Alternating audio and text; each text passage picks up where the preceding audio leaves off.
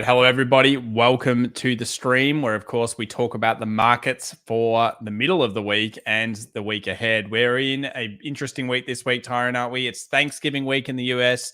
Always good for a bit of shenanigans in the markets. We've seen 2 days now of decline. Technically, Wednesday is statistically likely to be green on the markets. And today we'll be talking about Forex. We'll be talking about commodities. We'll go into crypto and, of course, discuss the stock market indices and stocks around the world. Tyron, how are you going this week, man? Dollar index looks so good. Hi, everyone. Yeah. I was actually just looking at the dollar index before we jumped on and all of the things we know and love. And I think we've had some fantastic trends. I know a lot of people have got involved, so we'll certainly jump into some of those. But yeah, definitely Thanksgiving is also a very, very interesting time of the year, isn't it? Happens all the time. And we get the same action year in, year out. We do certainly get the same action. Do you ever wish, Tyron, that we had Thanksgiving in Australia? I think it's a pretty cool holiday, personally. I kind of better think than we Melbourne do. Cup Day. I think we do. I mean, the workforce is very, very heavily reduced on what we call Cyber Monday. Oh, yeah. People just take it off anyway. Why People not? take Mondays off? Cyber Monday is taken off here. Yeah. I haven't been in the workforce in a while. I didn't even know that was the thing. Does anyone here take the Monday off? That is so not a thing. It better not be. It better not be. It's like the AFL Grand Final they randomly made in Australia. All right, let's talk about the DXY here. As Tyron mentioned, we've got dollar index strength, and it's continued up here. It looks. Let me just quickly put this. I need to put this sensor on. Super annoying when we don't have the label here for the label name and price. There we go. So 96.75 at this stage. It's going towards that 97, the promised land. Will that be the final resting place for it? I mean, if we look at the weekly, we've discussed this quite a few times. Currency traders actually had the best time in the markets, I'd say, over the last 2 weeks, Ty. Gold, we'll talk about that in a minute. And obviously, a bit of a travesty how far it's fallen, but certainly on a key support. And this dollar index boom, I mean, it just continues up. What are your thoughts? Yeah, it's no surprises here, right? Like we know we've been talking about this for weeks, and it finally happened. And if hopefully you're able to get involved, and I'd be amazed if you didn't, because we've had about an opportunity every couple of days to actually get in the Euro short's probably the one that you've been able to get in on. So yeah, I'll look at that now. Yeah. I see a question coming from Zachariah, Ty. We'll fix you up, Zachariah. Could you please message me in Discord? Just message at FXE Tom. I'll sort you out for that, man. So we'll figure out what's going on if you've tried to enter the community and it hasn't worked out for you. So we've had continuous days ever since we saw this movement out. We've continuously seen sell-off, Ty. Let's go into the smaller time frames, have a look at the 2 hour, etc. So it's been the gift that keeps on giving. It's entered our red zone. Now, our red zone was the 1.12. This was always our target. And we haven't moved this chart from last week. It's always been our target. We have had some pullbacks, but I tell you what, it's been a little difficult in some ways to get into it. Have you had any wins that you would like to talk about in terms of the way you've entered this trade throughout the short, or just really just taking the key support breaks? I think it's just the key support break, but I mean, it's the touches to the moving averages every single time. Look, you didn't get 1 million entries, but you didn't need 1 million, right? Like, I mean, look at those legs. Those legs are exactly the same length. Literally 3 in a row. So you're talking about these lengths down here? Yeah. That's that's just trading 101, right? I mean, straight into the promised land of 112. It's already there. And every one of those legs gave you an you've got to take those, surely. I know a lot of people did. There's not many people who the euro left behind, I don't think. Except that guy who wanted to kill us because we were saying it was going to go short. But hey. Oh, is there? I don't remember that person, but yeah, it does happen. Did anyone else get in the euro? You in short euro, short pound, short some other currency in the currency markets? Let us know in the chat. Always good to see you guys getting involved in some of these things. So in comparison, the pound was actually quite strong, Ty, and this led on to a whole bunch of other trades. I feel like for us, the pound is an interesting enigma because when we look at the closure here, it actually got underneath, it rallied, which we talked about. And here's some interesting things that happened. So I actually suspected that we would have another bullish day after this day. We end up getting a long leg doji. Not exactly what you wanted. So see how the turnaround story was. Rejection week, close above, long leg doji, no follow through. Tough trading here, actually. If you had taken, let's say, the next day as a bull and you didn't recognize that when it closed against you, you were going short again. I feel like some traders could have got trapped there. I feel like in some ways I did. I like to take that reversal kind of opportunity. And at this time, it looked like maybe the DXY would pull down. But I also recognized on the DXY, if you look at the moving averages, I think it's the 4-hour 20, it just wasn't able to take any, it kept supporting it and buying off. So the pound, I don't blame you if you accidentally took a trade long here. It's turned back around. It's at support. We have a couple of different solutions now. We've got the chance of it moving back up to the 1.35 later, creating a double bottom that could be a very good trade. Shorting through. And if it does short through, then that opens up that next zone. What are your thoughts about this, Ty? You reckon the pound can get weaker over the next week? I think that if you can take it out to a weekly, I think I want to highlight something on the pound, actually. Sure. I did do my my Tuesday market watch on the pound dot actually. Tuesday market watch on a Wednesday came out late today. But if you can zoom it right out so we can actually see a bit of history, you'll see that this is a very, very strong roll reversal zone. Really, really strong. You can see those touches there. This is a weekly chart, so yeah, we're not mucking around on this chart. So look, if it breaks here, it's got a bit to go. I mean, it's straight down to the 132. I don't know. I do like its strength, but you've got to be very, very mindful that it is still fairly weak. You've got to just take. I would like to see it bounce off here, to be honest. I would like to see a little bit of strength here. Yeah, if we're going to get the strength, it has to happen here. The only thing I guess I wonder is the Euro's hit its kind of support. The DXY is not quite on our 97 reading yet. It's 96.70. And we've got the pound trying to bounce off this support zone. Again, there's so much potential here. Let's just think about the current downward spiking movement. So we're not exactly going to be able to draw the biggest trend line in the world, but some people will draw something like this. We also take it from the fact that the 20 moving average on the 2-hour has held this down for quite some time. So what happens, Ty, at least theoretically, we get a base, we breach the 20, we breach this. This is one of those types of trades where, yes, it's a counter trend trade, but if it does these things, there's actually not a bad entry point around here from a technical perspective, is there? Yeah, and it's a counter trend at a very, very strong level of support. So there's counter trends and there's counter trends, right? Some people do silly things like try to actually reverse the trend every time it looks like it's pulling back on a downward move. That's a counter trend with extraordinary amount of risk because realistically you're trying to catch a falling knife. But on the pound, you could make an argument that knife has hit the concrete, and that's why we're looking for a potential reversal here because it is a very, very strong historical support zone. There's no question about that. There's going to be roll reversal here. I would be surprised to see it break through. If we get you've got to wait. I'm not saying jump in, not by any stretch. You certainly want to be waiting for the retest and the break of that zone. But if it does do that and the market proves itself at this level, I think you have to give it the attention that it deserves because it is a very, very strong level. So this is not the worst counter trend I've ever seen. No. And it's a mixture of moving average, crossover, double bottom, break of the downtrend where it seems to be going 2 steps down, 1 step back, all of those types of things at the right level. And this is what Tyron says sometimes about when we can get into maybe even a bigger double bottom. Like imagine if you get into these orders, you see the overall picture, the top-down analysis. You've seen that weekly.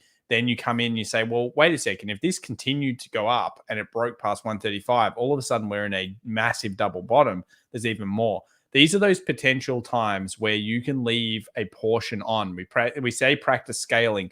And for the private community, the way we look at this is you might enter your position as per normal. You might look for a profit around this area and you might say, okay, I'm going to close 2/3 of my position, leave a third on. When you see the bigger picture and you know what is possible versus what is probable, like, you need to know, okay, this is a probability we get from here to here, more likely than not. But if there's a lot more in it and you know that due to your top-down analysis, then you can make a ton more money by leaving a portion on. And it's all about when to leave it on, isn't it, Ty? And you get that as you put experience, you do our course, those kind of things. Yeah, if you've got a pattern inside a pattern, it really makes sense. So I would highly encourage you leave some of it on because you really want to play both games. And look, you can see even on the smaller time frames that the lower highs and lower lows starting to get a bit weaker. Yeah, you can see that the bulls are kicking in a little bit earlier. Oh, it's okay. Well, that's what I'm saying. You can see that we're getting a little bit weaker. You can see it's starting to teeter out a little bit. But I must stress that you have to wait for the confirmation. Do not attempt to go long until you get the proofing. If you get the proofing, it's got plenty of long pips for you to get. Yeah, it's not going to just fake you out. It should be fine to get up to a reasonable level. But yeah, it's fraught with danger to try and enter here. Definitely dangerous. Okay, so wait for it, and if you get it, it's going to be happy days. I like it. I got a question here from Mark talking about the Euro CAD. Is it a double top on the 4 hour? Let's have a look at the 4 hour over here. Okay, yeah, that's valid or fair. I mean, I think the thing with the double top is usually when a double top occurs, you're expecting a pullback, like a market to go up. And the idea is it's the end of a trend and the start of a new trend. Now, we do like double tops and double bottom patterns in the direction of the overall trend. This is a fairly wide one. What are your thoughts about it here, Ty, in terms of it's obviously confirmed, as in it's live. Yep. You like this basing. I mean, it's come off an interesting area. Let me line chart this quickly, and you tell us what you think. Yeah, I think it's a really good spot, Mark, actually. And it's a double top in the direction of the trend, and also with the two peaks of the trough of the double top, actually, at the roll reversal zone of the break of the support. So on a line, I think a line chart, this is why Thomas keeps saying, go to line charts to really highlight it.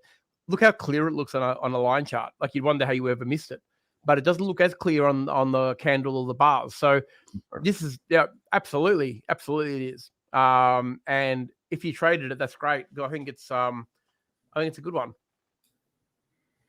Yeah, I think you've got to expect maybe a potential pullback to 142. You'd be obviously babysitting it there, but we need to understand the left-hand side story here as well. What's the story so far, Ty?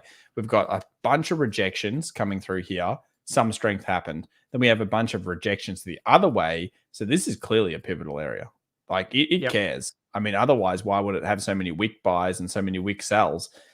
I wouldn't be surprised at all if it does this, because we are at support. But if it can turn around and you get the turnaround story, there's certainly scaling to be done in a trade like this. So nice.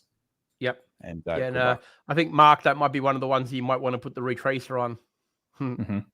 Another one here, Ty, Euro pound stuck in a range. Not sure how to play this one yet. We've got underneath the previous low, found resistance twice, found support. I believe there's some news coming out. Let's just quickly load up the calendar here. I'll bring the calendar on. Prelim GDP, US core PCE price index, FOMC meeting, and then we have BOE Gov Bailey speaking on Thursday. So that'll be always a little bit of, whenever these guys come out, they always smash around our currencies a little bit. So I would be paying attention to that. But the Euro pound is trapped. So there might be a breakout either way after one of these bits of news, and then we might get some clear direction. So that's another one that I've spotted this week on the charts. David's got a question for us on the euro versus the dollar index, and when you'd start longing and shorting. David, just to answer that, look, the euro, if it's gonna find support, the support is very, very, very close. It's sitting around that 112 now, so that is the area. Ideally, like Thomas said earlier, the dollar index probably wants to get to 97 before you start getting excited about a short. But in saying that, the next 50 points on the dollar index are going to be tough for it to get to. So I'd be looking for reversal patterns around now, but I still think it's probably a little bit of a counter trend. You just want to be a little bit careful if it's still. So but it is in that zone now where you're looking for the lightning bolt reversals. Yeah, you're definitely boxing it up and now looking for the move.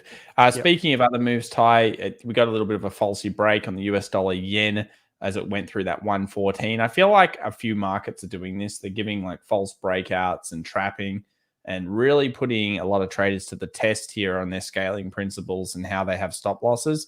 And this was another one. It came straight back down after that, created two kind of indecision candles, and then bulled straight through again. We are expecting decent things here for US dollar yen. We've seen US dollar yen go against the DXY, haven't we, Ty?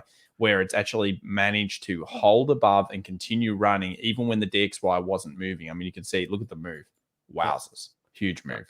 That's my super weekly flag playing out very comfortable. Imagine the close up here. So we get the close Friday, like here. Oh, nice. Above this rejection wick, the super flag of Tyrones, the super distance of Tyrones, and we get that closure above. I would like this very much. I would like it Please very make it much happen. too. I would like it. I would like it a lot for a lot of reasons, not just because it's going to make us a lot of money, but I think that the yen has promised to get up there for a long time. It has been promising the move, and now it's starting to break very, very serious levels. It's still got a little bit of work to do. This zone here needs to get broken. Make no mistake. I don't want to see that candle reverse and weaken, but if it closes up there and we get that, this can be there very, very quickly. You're only talking 300 pips now. Like, we're not talking about, like moving a mountain. 300 pips for the US dollar yen, that can happen in a couple of days. It can, and it reprices fairly quickly. And again, another thing that the markets are doing is repricing fairly quickly. All right, let's go on to the nasty subject of gold. Now, we suspected that gold would go into a bullish trend coming into December. It's done it the last 4 years. We're not in December yet, but it's broken out to the upside and then gotten smashed right back down. Now, we saw the false break here. We saw it not being able to get through 1870. It then came down with some ferocious pressure straight into the 1832. And I think it shows you the difference between an investor's mindset and a trader's mindset. Even then, goes back down to this next level of support, smashes through there. Buying dips or buying movements down is not something that we encourage people to do without a little bit of confirmation. Now, we're not saying you have to move the world in confirmation, but when it comes down, make sure you get a turnaround story, like 15-minute, 1 hour minimum. Now, what that will help you do is not get obliterated in these pullbacks. So not actually get triggered off here. And if you are triggering with a pending limit, try to trigger with the idea of putting in a portion of your funds and then bringing in the other bit. That's a really big learning curve. We want to continuously slam home into the private community. It's a big game changer on how you take positions. It takes a little bit more time, but it saves so many positions. And let's have a look at on the 15-minute here, Ty. I mean, there's no way I'm seeing a lightning bolt at the 1832, that I'm seeing any action going on at the 1810 area, or that I'm seeing any action just happening even yet. But this is the first time that we're starting to see the action towards the bull side. We've got a movement up. We've got a movement down. Now what happens if we get a movement up? Is that a lightning bolt, Ty? I think it is. So at least then it's coming off a level of support. Yep.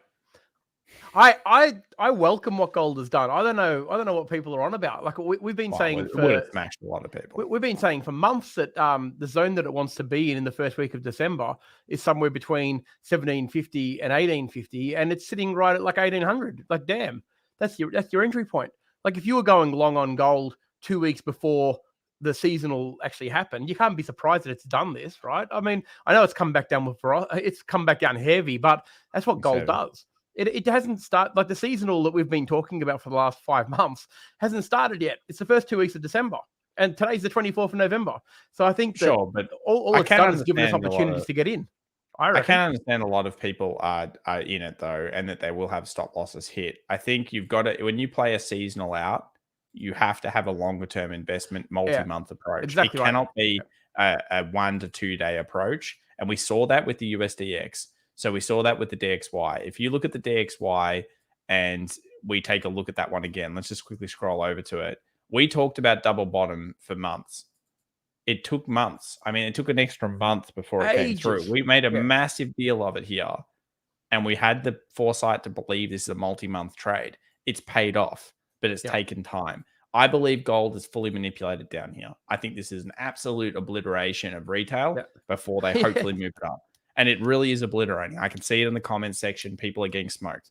And I feel bad. It's a shame. It's a shame that they are. But, the thing is, if you're going to trade gold prior to the seasonal even before the date is set, it's going to be volatile, right? So you're going to have tight stop losses. If you've been hurt badly, if you've been hurt more than 1% of your account, then you're trading wrong. It's as simple as that. And that's for every trade, not just this one. But if you're looking at a multi-month trade, you can't have a couple of dollars stop loss on it, right? And yeah, to me, I'm a lot more comfortable with gold at 1800 or even 1780 in the first week of December. Why? Because if the seasonal plays out, it means we've got about $150 head start. I didn't want it at 1900, by the way. So realistically, you've got to be really, really careful, especially in the next couple of weeks. If you are going to play gold, if you're going to set and forget and go for a long investment horizon, that's perfectly fine. But make sure you've got a stop loss that can warrant it. You've got no business not having a stop loss under 1750. right? We know we've talked about that channel, and it's going to be volatile. So look at it two ways. If you're going to trade it, keep your stop losses tight and trade the volatility. That's fine. But if you're going to go for that longer move that's supposed to play out in December, then you've got to have a stop loss that actually justifies that. It's like, Thomas, when you go to the races, right? If you go to the races, you go to Melbourne Cup, right? And you've got $1,000 in your wallet, and you go put $1,000 on the 2-horse to win because you think someone old mate in the hot dog stand said it's going to win, right? And it doesn't. You're going to have a very, very long day at the races. You've got no money to buy alcohol. You're not going to be able to buy drinks for girls. So you're going to be very, very upset because you're not going to have any luck at all. And you're probably going to go home early. It's the same as trading. If you're playing a longer game, do not go hard before it actually starts to play out. Wait for that confirmation. Gold did not give us a confirmation that the season was about to play. And what's the clue there? We're in November. So damn, like it's you've got to trade what you see. Don't try and preempt it. That's my advice. Yeah. So I think that this is one of these very important areas, though, that we want to turn around story, and we'd like it here. I see a couple of comments here about US dollar Swiss. We'll have a look at it. Ginny, we do cover the pre-market in this show, so we will cover off on the indices if you want to stick around. So we do that. I know Kim said we don't, but we usually get into the indices. Just quickly covering off this gold. So gold's certainly down, and we have these key supports being broken. Just the real tester here is if you're going to get in and you want to trade it and you want to trade the key zones, wait for the turnaround. Wait for the 15-minute, the 1 hour. And then if you're going to trade the seasonal, have a big ass stop because that's what you're going to require. You're looking for hundreds of dollars, so you've got to have some serious action on that investment kind of concept because it's more of an investment concept. Silver's very similar. It's come down. It's real. I think this is purely just coming down to just wreck everybody, and then hopefully it will turn around again. Went through some of the key areas that people would have been looking at. We looked at it here. We didn't get the turnaround story. We looked at it here. We didn't get the turnaround story. Will we get it here? I hope so. It is probably time. If gold and silver don't hold these zones, it's starting to look a little bit shaky. All right, we'll move over now to the indices, Ty. So we'll go to the US 500 first. I'll actually bring up my SPX. So here is the almost schmozzle of the market at this stage. We have a big rejection daily, and then we have a big rejection daily up. It's hit the 20 on arguably the major, US 500 futures, etc. It's bounced off that zone. And we know that historically the Wednesday leading into the Thanksgiving is quite strong. So what that means is that we tend to see a 2/3 strong majority green day. Now, stats are just stats. But if we're looking at this chart, we've got a great resistance up here. We know the closure above this zone is going to be a big deal now because we've got rejection, rejection, rejection, rejection, false break. So we're looking for a closure. Closure is the key above this point here, which is around this 47.15. I'm excited for getting a closure. I feel like the market might just go up. There's a lot of negativity here coming into the market. A lot. Everyone's going negative now, Ty. Almost like YouTubers are all negative. Everyone's negative. I get it. I totally get why we could be negative all days on the market. I could go on about the bear bust in the future, but optimism tends to pay. And when you see this kind of movement, what's your thoughts on the next session, Ty? We get a movement above here come Wednesday. Do you think it'll have follow through potential?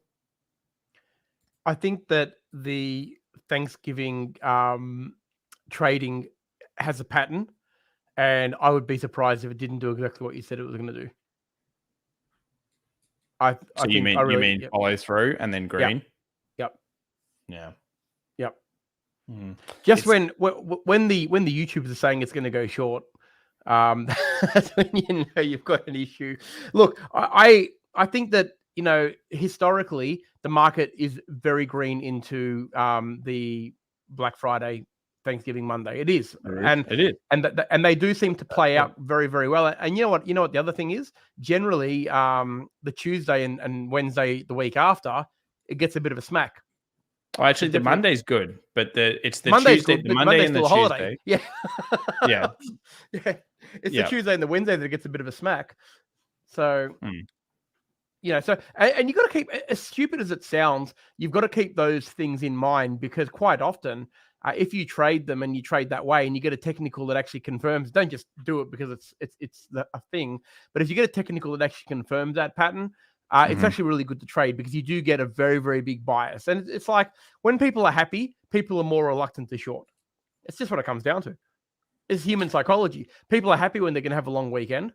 And it is uncanny how often before a long weekend, the market goes up.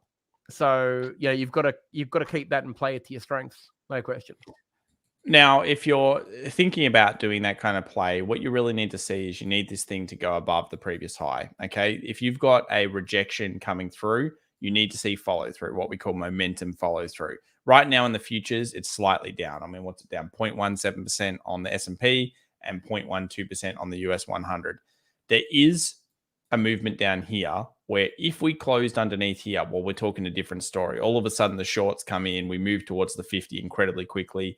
A 45 kind of 50, I think, is almost in the box as soon as we close underneath this zone, because that would be a double top, false breakout. Everything changes. But it's all about being, are you going to be a day trader and you're going to look for that momentum follow through and day trade the concept? Or are you going to be sitting there like waiting for the closure either above or below like a normal investor swing trader would? That's a decision you've got to make. You've trapped the market. You know where you're looking. The question then becomes, how do you want to interpret it? And there's really those the kind of scenarios. I think a day trader is looking for the momentum play, and a swing-based trade or a breakout trade is waiting for it to get above that 47.20. Yeah, 100% agree. One of those ones that you've just got to wait for. That one, it's a little bit of a wait. Yeah. So we've got a question here. What are your thoughts on JPAL? I mean, I've probably given my thoughts. I'll just briefly summarize them. My thoughts are it's more of the same. I mean, I don't really think it's probably time to switch the Fed right now in the post-crisis era. The market's supposedly taking a big hissy fit to it, but realistically, it wasn't going to do anything else. It was just going to do whatever it felt like anyway. I don't believe this is a huge deal to the market long term. And I think Jay Powell will focus on, or at least he's going to have a really hard time next year about interest rates. So I feel like that's the next discussion we have. When does the Fed start raising rates? And that's going to be the thing that really pisses the market off next year. I reckon that'll be the one that creates a little bit of a hissy fit correction. Your thoughts, Ty? Yeah, no, I agree. And I think, that said, it's probably not a bad thing because it means that they can actually control the way they control the narrative when they control the interest rates. They're well aware that it's going to hurt the market. It's obviously going to hurt the market. It has to hurt the market actually, but they can control that, right? And I think things that they can control generally flow a little bit easier. Like what they're going to get is, what they'll do is they'll sugarcoat it. They're going to say, all right, interest rates are going to go up, but here's a little bit of. So what they'll do, they'll probably let the market. They'll give the market enough juice to get to a level where even if it pulls back, it'll pull back to a level where they probably want it anyway. They'll manipulate the market. Let's use the word. They're going to manipulate the market to get what they want. And that's not such a bad thing for investors because it means that we're not going to see flash crashes, or we shouldn't see flash crashes unless something out of the ordinary happens. So you shouldn't be afraid of market manipulation. It's been happening since the market's been around. If it's being manipulated by the right entity, they're doing it not for a self-serving purpose, but more to actually stabilize the market. So in that way, it's not a bad thing. So don't look at it and think, oh my God, they're stealing our money. The worst thing that can happen is we have a big crash. No one wants to see that. An uncontrollable stock market crash that nobody can actually have any control over is not good for anybody. No, nobody. So realistically, if they can control the narrative, which is what they are effectively doing by waiting and controlling the interest rates, I think that we're going to see a more stable pullback, which is, I think, what we really want, because it means it gives people a chance to get back into the market and invest. And that's why I think that to answer your question, if you wanted I know you asked Tom, but if you want my opinion, I don't think it's a bad thing at all. They haven't changed. I think that Jerome is, they know he's been there obviously been there for a while. He hasn't rocked the market. I think he knows the system, and I think he knows what he wants, and I think he knows how to achieve it. So I don't think it's a bad thing. Like him or love him, or hate him or do whatever you want. At the same, the market respects him, and I think that's probably the important thing there. So like more of the same is obviously stability is usually better than instability. Now, Ty mentioned the key word here, guys, control. So a controllable thing is a big deal. If you can control or feasibly control a problem in the market, then it shouldn't be one of the ones that you follow or you actually worry about. I've often stated the Evergrande problem is a monster issue. Now, by them getting the guy to pay 1 billion US dollars of his own money, how about that, Ty? What they said was they sent a very strong information basically to all CEOs. You're all on notice. You are on notice. And if you stuff up like this guy's done, we will literally take all of your dollars that you have earned and you will have to pay that back. And I actually don't hate that strategy, Ty. I actually think it's kind of cool. Imagine that being held accountable for being an absolute toss when it comes to the way that you've set up your business. So Evergrande is most likely going to get bailed, but the problem will be systemic through much more. I don't think it's time for it to be a problem now, but when we go 1, 2, 3, 4, 5 years, what could this become? Some form of subprime, some form of really big issue. And I've often said this before. I believe a lot of these problems start in the housing and credit cycles. Hopefully it's not the first domino. That's the that's the thing. I kind of feel like it is, Ty, but it's not going to happen now, I don't think. I think it happens in the future. The future. Let's take a look at IWM. This is one we've covered on the channel. Now, I like this, Ty. I like this a lot. So we've broken out. We had that nice couple of feasible days. We suspected it would come back down. It's in a seasonal strength period. It's gone underneath this resistance, but hit the second box zone and created a long leg doji. You know what I would love? I would love a bullish close above here. There's a lot of runway here. Let's just think about it. Sideways all year since January, Feb. We've got here a market where if we bullish close above the long leg doji, decision made, and then we've got this mass runway. And this mass runway is looking like the potential here to go all the way for about a 10, 11% gain from an index. So a lot of this is going to be dictated to by what's in the Russell 2000. At the moment, the financials are doing well. If the US 10-year continues to go up as well, that may be a good runner for the IWM. Ty, your thoughts? Good pattern, yeah? Still good. Very good pattern. Yeah, very good pattern. And I think it's got amazing potential, actually. Yeah, from where it goes here. Yeah, big potential. Dave says here, hey, I can't disagree. Only problem, Evergrande owns 300 billion. Yeah, it's not about the billion. It's not, $1 billion is a big amount of money. I understand there's 300 billion. Remember, the CCP will pay the rest of it. They'll sort it out. What they're doing here is they're saying, look, no free handouts. You stuff up, you lose it all. That's the message. Very well played. I think it's well played anyway. If I was running a strange business, I'd be like, that's pretty good. So, I mean, well, they have complete control. I mean, why wouldn't you give it a crack? IWM, yeah, nice. Some other ones, Ty, let's look at US oil here. So US oil, now we've been, I would say the community anyway, has been incredibly good at picking US oil. US oil has been the gift that keeps on giving. And I feel like we've together gotten this correct again, community. Thank you very much. And this is pulled back here from this 86 area all the way back down to the 76 area, just underneath, going a little bit lower. And let's take a look at this now on a 2-hour chart. So have we started to see the first signs of recovery? I've given my thoughts in today's video. Ty, your thoughts here. How good is that? Good or bad? It's positive. I'm not convinced either way just yet. I think that it's got a little bit more work to do. I think it needs to get above, I really want to see it probably above 78 actually in the first instance. I want to see a lightning bolt. I know I see exactly what you're seeing. So I think 78 or a bit higher, 79? Probably 78 to 79 is the first point that I'm going to start getting interested. It's got a little bit of work to do before it gets there. No question, but it's a start. It's a start. So you would like on top of this, I mean, obviously the first level of recovery, I think's happened, double bottom, smaller time frame. You want it to pull back to the moving averages and then get through maybe a 79.40. Yeah, that would make me happy. That would make me happy. I think there's probably better trades. If there's better trades, I don't want to get involved in a recovery until the recovery is actually on.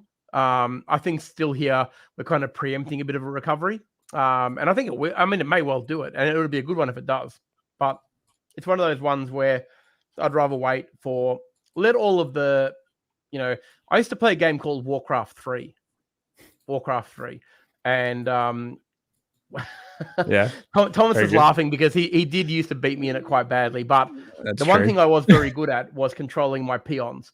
And the peons are the little mini people that actually go and build and do all of the hard work, do all of the labor.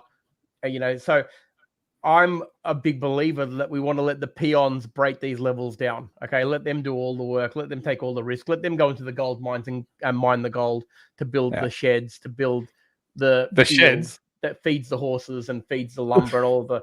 I can't remember exactly. So how what the you're order of the day saying is went. you want to make more orcs. Yeah. Yes. You need. Yes. we want the orcs. By the way, the story goes. So I rushed Ty, and he says it's unfair.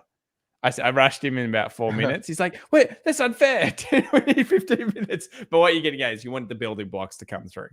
we actually had a timer. Look, just so we're clear, Thomas cheats. Okay.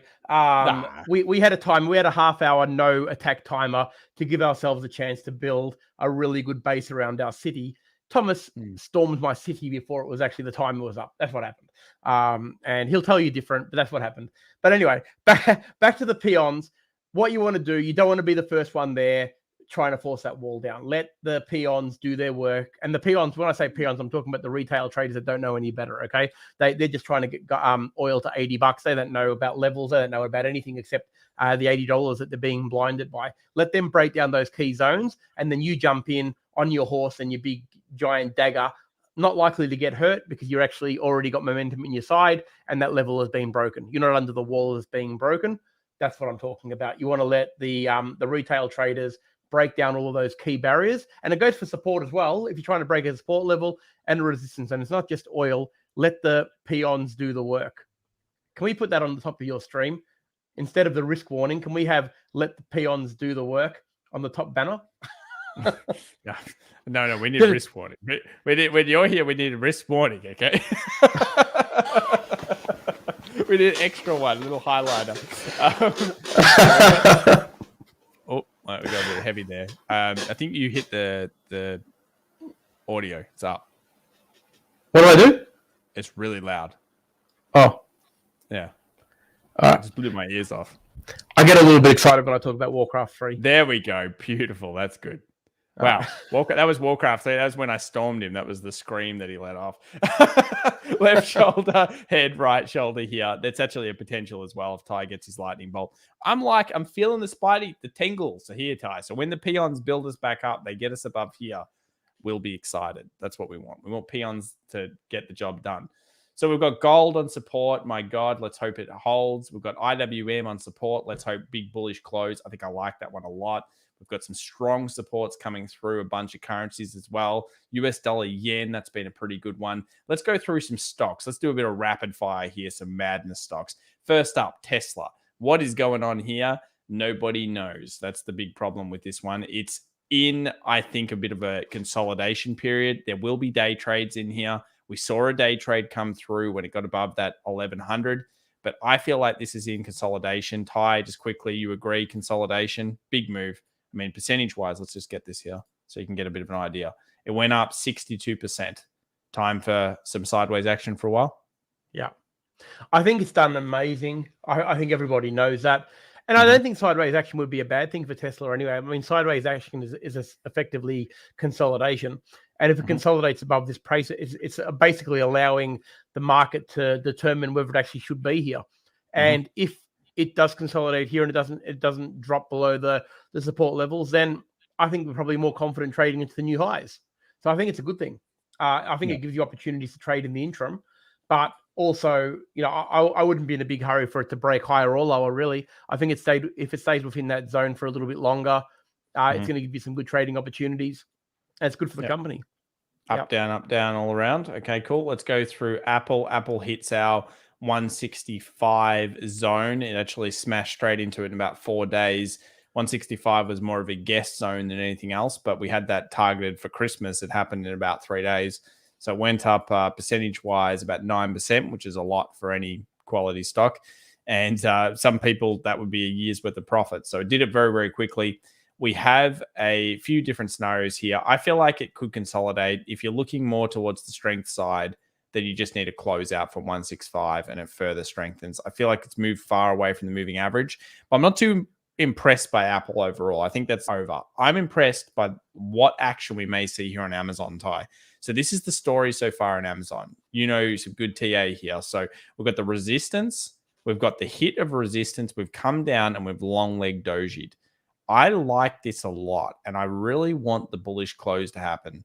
We've got pre-Turkey Wednesday, then we have Black Friday, then we've got Cyber Monday. Maybe there'll be an all-time record expenditure in the US on Amazon. I did my part, guys. I purchased some stuff on Amazon yesterday so that they would feel good and that the stock will go up. Ty, have you done any purchasing on Amazon recently? Yes, I bought Google Nests. So I'm supporting both companies, Google and Amazon. You know what my meme is? You know what my meme is on that, don't you? Where's my meme? I don't know where it is. I've got a meme that I put in the video. They're listening to you, Ty. It's like a meme where it says your phone when you say you're going to purchase something. And it's got a little picture of Google, a little picture of Instagram, a little picture of Facebook because they're ready to spam it at you. So your thoughts on Amazon coming into the close? Do you like this long leg doji in the area it's at? Yeah, is it absolutely? primed? Yeah, 100%. Yeah, I think. I hope. Come on, Amazon. Get it done. Get it done. All right. Get it done. End phase. Turnaround story here coming back down. I think we'll leave that one for now. Now let's just go through some quality. We want quality, not crap. Twillo. Not Twillo. I don't want Twillo. I want Take Two. There we go. Take Two.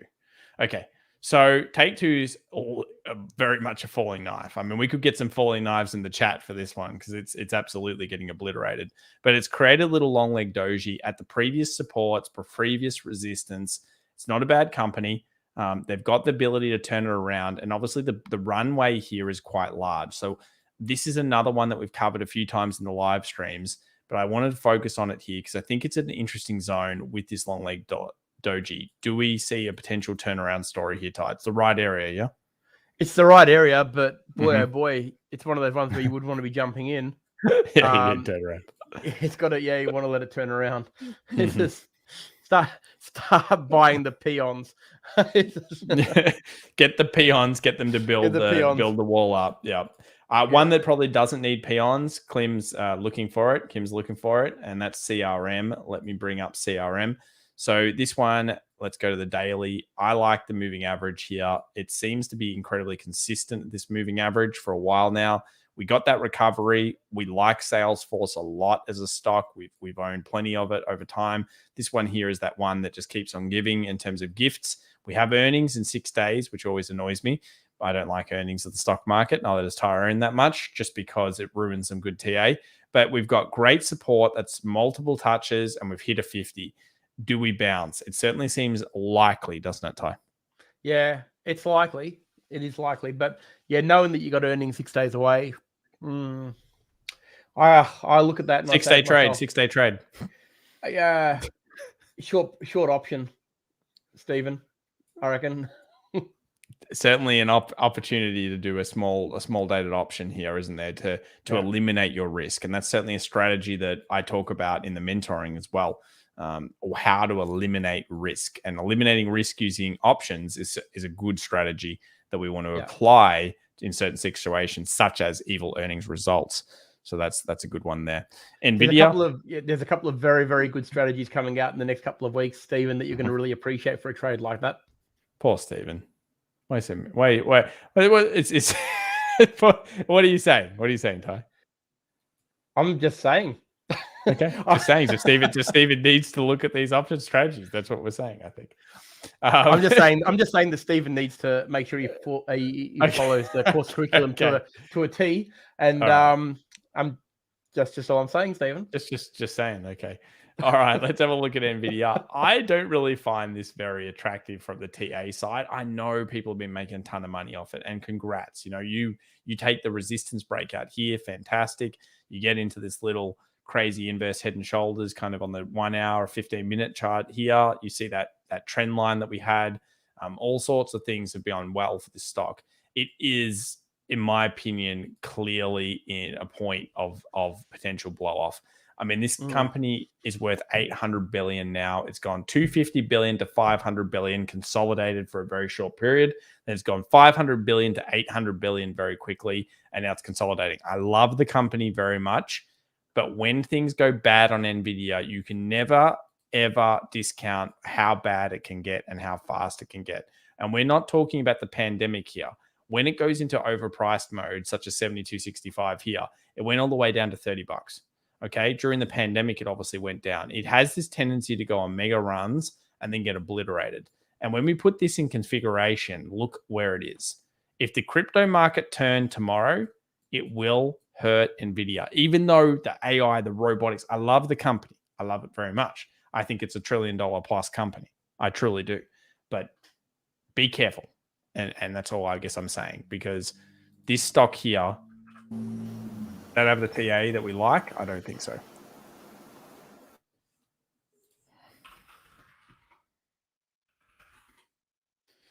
Quickly making sure just the mic there, Ty. I think you went to loud again. Yeah, really? Your thoughts on it? Yeah, it's loud again. Yep. Okay. Let me move the microphone away a little bit. Yep, better again. Perfect. Is that better? Yeah, perfect. AMAT from here. Let's have a look at AMAT. Applied Materials. Daily here. Oh, yeah. Yep. Very nice. Oh, okay. Bullish hammer. Ty, your thoughts? Interesting. No, it's good. It's really good. It's exactly what we're looking for. It's the same as before, really. Yeah. Kind of looks like like IWM. Yep. Bullish hammer. Watch the follow through in the next session. If it does get follow through, hopefully move back to 160. Nice. This is industrial machinery. Certainly back in the role reversal zone. Didn't quite complete either, and it didn't get all the way. It didn't get to like a 70, 80%. It seemed to get about 60. So it could be very, very nice. It's good. And then we have Zodiac wants ELY. Let's have a look at ELY. By the way, guys, thank you so much for everyone that's come out, and 94 viewers here. If you do smash the like button, helps us out, and that's always very helpful. So we appreciate that one. This is the Callaway Golf Club. My next door neighbor's selling tools. He sells a lot of golf clubs. It's pretty funny. It's got like his whole entire shed has become golf clubs over this pandemic because no one's allowed to hire them anymore in Australia. So he's been selling. Oh my good. You should see it. Anyway, look, they've done well. I will warn that while we're in the first stage of recovery, you can clearly tell this resistance. And this is where Ty is talking about the peon stacking. We've got peon stacking support.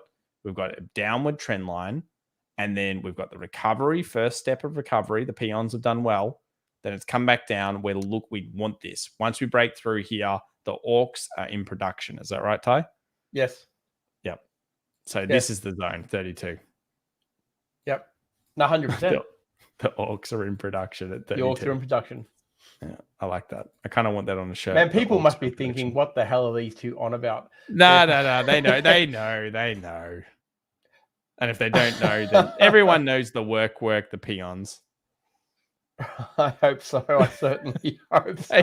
They do. They know. Everyone knows. Come on. Come on. Yeah. Warcraft is a big game. So ELY, I like it around the 32, and I think Tyron does as well. Let's have a look at X. That's United States Steel. Starting to look a little bit better here. The turnaround story is good.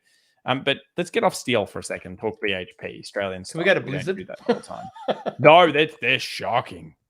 Holy moly. They're going to have, I hope they fire that CEO, man. He's a bad dude. Yeah, they're in all sorts of trouble right now. Can you believe that there's scandals after scandals after scandals in that business? I rant about it a bit. BHP, Ty, base accumulation. What do you think? Volume's been up for weeks now since it's fallen down. So it had that Nestle crash, and it's consistently had higher volume than it previously had. We've got kind of the beginnings here. We've got this 39.20. Do you like what we're seeing? Yes. I love it. BHP at these levels. Look, when BHP gets to $35 and $36, what BHP, especially the Australian version, is one of the most traded, especially for options, right? A lot of people make an extraordinary amount of money in their retirement just selling calls on their BHP. And that range between 34 and 38 is one of the strongest zones BHP's ever had. So it's certainly not a surprise to see it find support there. It needed to. I know. And look, I don't think that the I mean, iron ore still doesn't look that great. Really, I think BHP is just bouncing. It's its own beast in a way that it's finding. Yeah, it's finding its way amongst. I mean, it's not just BHP. It's not just iron ore, right? Like we do have to be mindful of that. But for mine, we're not seeing a massive recovery here, are we? Like, look at that. It's in the zone now. But yeah, BHP, is it preempting the recovery? Well, I doubt it. But I think BHP is just very, very strong on that level. So if you trade the ranges between, where BHP is now and up to around that 40, 41, you're always going to have a good time. Always going to have a good time. And I'm really looking forward to a 39.20 plus crack, because if it can get above, there's a good chance it's based, and we've got that increased level of volume. I like the volumes stay consistently high. It shows to me accumulations here. I'd say a lot of people are freaked out at this level. A lot more trades come in, a lot more. This is what you want to see at accumulation, guys. High volume, big levels of trade, lots of buyers, tons of sellers, freakouts, etc., and huge amounts of ramp each way. And I think if it gets through, good times. So continue to watch iron ore. As Ty said, it hasn't gone long yet, but it's in our green zone, which is nice. Dane's come in here, says DGX, which is Quest Diagnostics. I know it's already good. We've talked about this one, Dane. Hi, Dane. Obviously a bit more in private. It's good to have you here. Dane's a bit rude, actually. Dane only talks to Thomas. He doesn't talk to me. Like he just comes on board and throws the occasional comment in Q&A on a Thursday and then just disappears. And Does he? Thomas. A bit rude. Oh, that's all right. It's because I take interest in Dane's fish tank, which is amazing. You should see his fish tank. It's amazing. I'll catch up with him at the conference in March. Oh. You can have an arm wrestle. All right. So here we go. We've got the support here on DGX. Yes, I like it. I do. Nice movement out. Very strong technical analysis. Good consolidation across above the resistance breakout. It's solid. We've talked about some of the reasons why it's solid, Dane. And it's a solid trade and a solid concept. And it's an $18.52 billion company, which is also nice. Yeah. Look at the proofing on it. I think probably for people who have maybe just joined us for the first time, they probably think these guys are fucking crazy. Oh, shit. For people who are just thinking that we're a little bit crazy, just look at the proofing on the double bottom. Thomas has gone to full screen. I've gone to full screen. I put you to full screen because you're telling us something. Oh, yeah. Okay, so now I'm just saying the proofing on that pattern is probably what makes it really sexy, because when you look at it and you say, well, its target is the next resistance. And when a pattern proofs like that, I think that's where they really come to the fore. Like you draw that and you're going straight into the next resistance zone. So that's what really makes them good. Like when you see that, like that you've got a very, very clear target. It's not cutting new ground. I think it's great when you see that proofing of a pattern into the next resistance or support. I think it makes a big, big difference. Yeah, proofing, we love it so much. I mean, there's a lot of value in today's stream, actually. Quite a few good analogies, quite a few really strong kind of. Are we demonetized again? Yes, you've ruined it. Why? Because you keep saying naughty words. Oh, we can edit it out. I didn't mean to. They've found it. The algorithm's already on. It's found it. FMG says, Kim, FMG breaks out early. That thing's gone again. And a few people saying it's time to edit the stream. I think so. E-mini futures. And what's the difference? NQ. Someone's asked about NQ. I mean, this is just the futures market. I wouldn't use the E-minis. So we've got here the Nasdaq. It's coming down here early in the session. Now, we've talked about how Wednesday, statistically, 2/3 of the time, it's bullish green. Will it be again? The Monday and the Tuesday leading up tend to be weak. And then we've got that statistic, the Wednesday, the Friday, and of course, the Monday after tend to be pretty good. The Monday after is actually the strongest green day. That's Cyber Monday. And that's what we're really looking towards. I mean, at the moment, the TA is in the middle of nowhere. We looked at the US 500. If you want to trade it, you've got to wait for the follow through the green side. Or if you want to trade it towards the short, get it underneath the 20. That's really what's up. Yeah, so that's how we feel about this one. Look, we'll probably wrap it up there, guys. There's plenty of great stocks. We've looked at some fantastic setups today.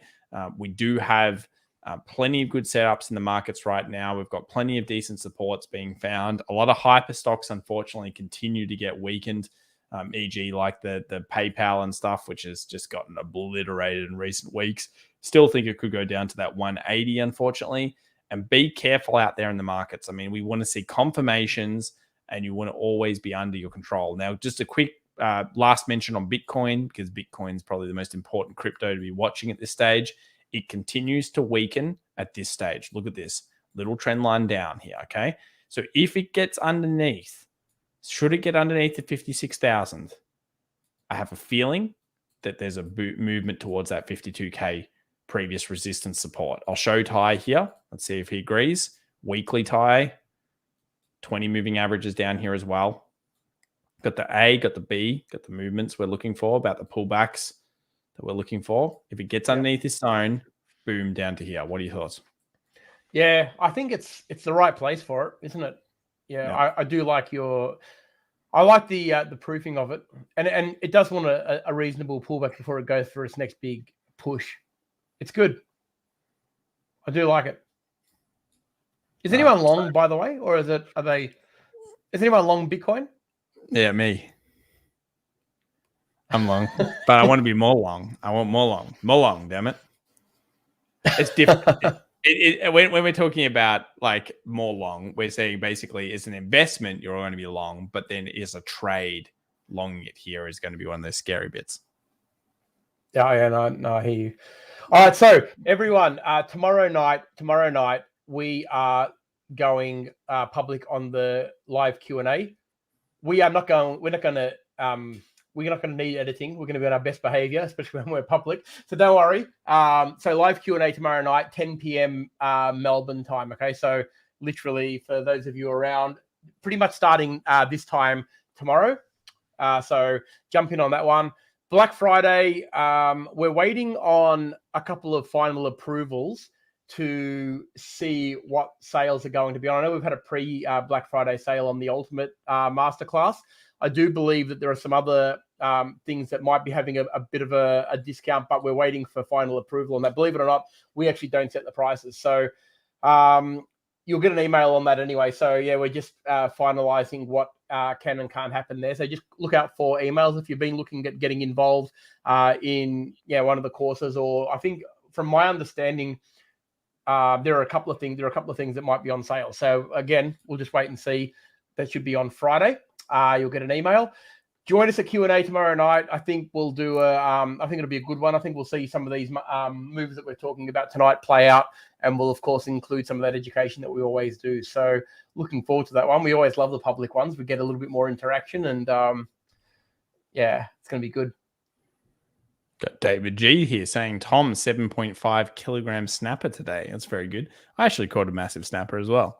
So what size? Give me the size. Mine was 91 centimeter beast snapper.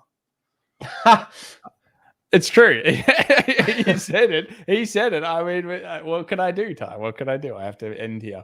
But as Tyron said, look, we've got plenty of great stuff coming from Black Friday, and it is amazing to really be involved in the markets at this point. I think the last year and a half has been very, very interesting.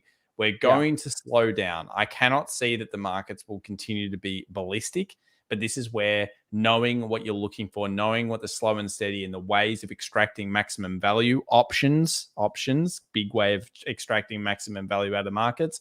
And then, of course, different instruments and different strats that we teach in our courses. I think that's going to be very helpful to a lot of people. So, very good, guys. We'll see you. Neil has asked a quick question on the Pepperstone update on TradingView. I have actually got a tiny little update, and I'm not thrilled by it. It's what they have actually trial released it. There's no question about that. People have been trialing it. I believe they've hit integration snag that's delaying the full release of it. Okay, so some people have got it, other people are still waiting. There is a slight delay. It's going to be a couple of weeks, I believe. They've had an integration problem. I appreciate it's probably well above our pay grade as to what the integration's like. I'm sure it's a nightmare. So I know they're doing the best. Look, they're not holding it back on purpose. They're obviously doing their best to make it happen.